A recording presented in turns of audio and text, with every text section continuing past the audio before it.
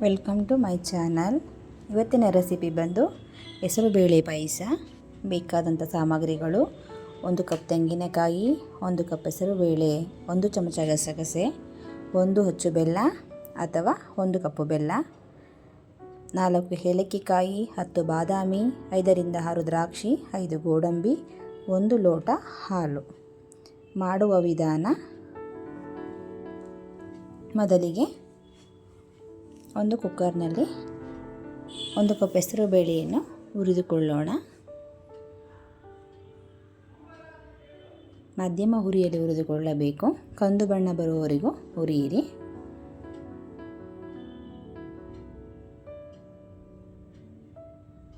ಕಂದು ಬಣ್ಣ ಬಂದಿದೆ.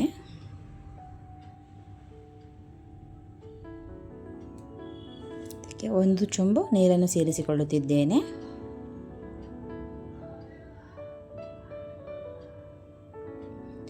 ಒಂದು ವಿಸಿಲ್ ಕೂಗಿಸಿಕೊಳ್ಳೋಣ.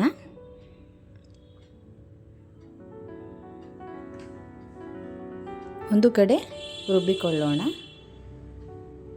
ತೆಂಗಿನಕಾಯಿ, ಗಸಗಸೆ, ಬಾದಾಮಿ, ಏಲಕ್ಕಿ,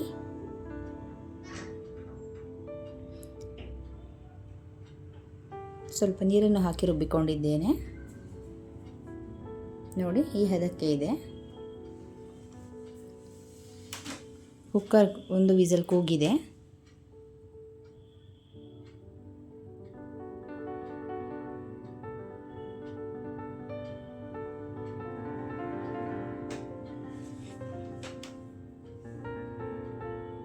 ಒಂದು ಕಡೆ ಬೆಲ್ಲವನ್ನು ಸ್ವಲ್ಪ ನೀರು ಹಾಕಿ ಕರಗಿಸಿ ಶೋಧಿಸೋಣ.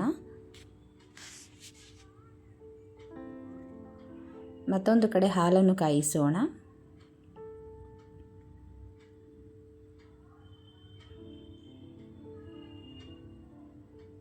ನೋಡಿ, ಹಾಲು ಚೆನ್ನಾಗಿ ಕಾದಿದೆ. ಇಲ್ಲಿ ಕೂಡ ಬೆಲ್ಲ ಕುದಿಯುತ್ತಿದೆ.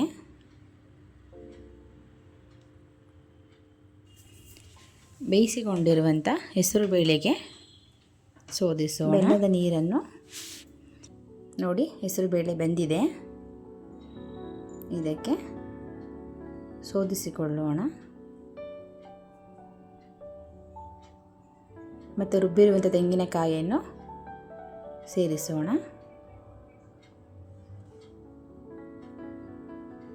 ಚೆನ್ನಾಗಿ ಮಿಕ್ಸ್ ಮಾಡಿಕೊಳ್ಳಿ.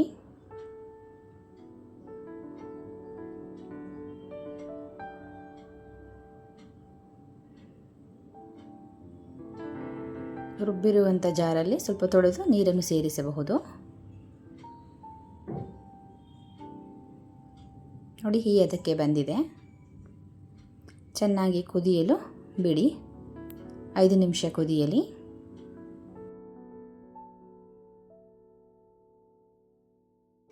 ಚೆನ್ನಾಗಿ ಕುದಿ ಬಂದಿದೆ. ಒಂದು ಕಡೆ ಒಗ್ಗರಣೆಯನ್ನು ಮಾಡೋಣ. 1 ಚಮಚ ತುಪ್ಪವನ್ನು ಹಾಕಿ, ತುಪ್ಪ ಕಾದ ಬಳಿಕ ಗೋಡಂಬಿಯನ್ನು ಸೇರಿಸಿ,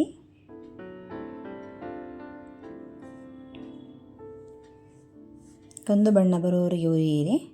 ಬಾದಾಮಿಯನ್ನು ಸೇರಿಸಿದ್ದೇನೆ ಮತ್ತು ದ್ರಾಕ್ಷಿ. ಕಂದು ಬಣ್ಣವರೆಗೆ ಹುರಿದು ಕಂದು ಬಣ್ಣ ಬಂದಿದೆ.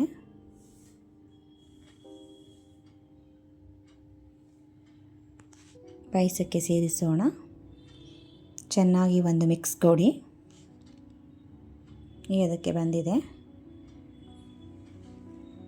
ಸ್ಟವ್ ಆಫ್ ಮಾಡಿ ಕಾಯಿಸಿರುವ ಹಾಲನ್ನು ಸೇರಿಸೋಣ.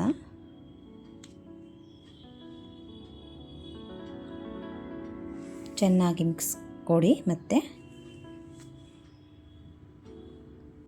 ಹೆಸರುಬೇಳೆ ಪಾಯಸ ಸವಿಯಲು ಸಿದ್ಧವಾಗಿದೆ. ವಿಡಿಯೋ ಇಷ್ಟವಾದಲ್ಲಿ ಲೈಕ್ ಮಾಡಿ, ಶೇರ್ ಮಾಡಿ, ಸಬ್ಸ್ಕ್ರೈಬ್ ಮಾಡಿ.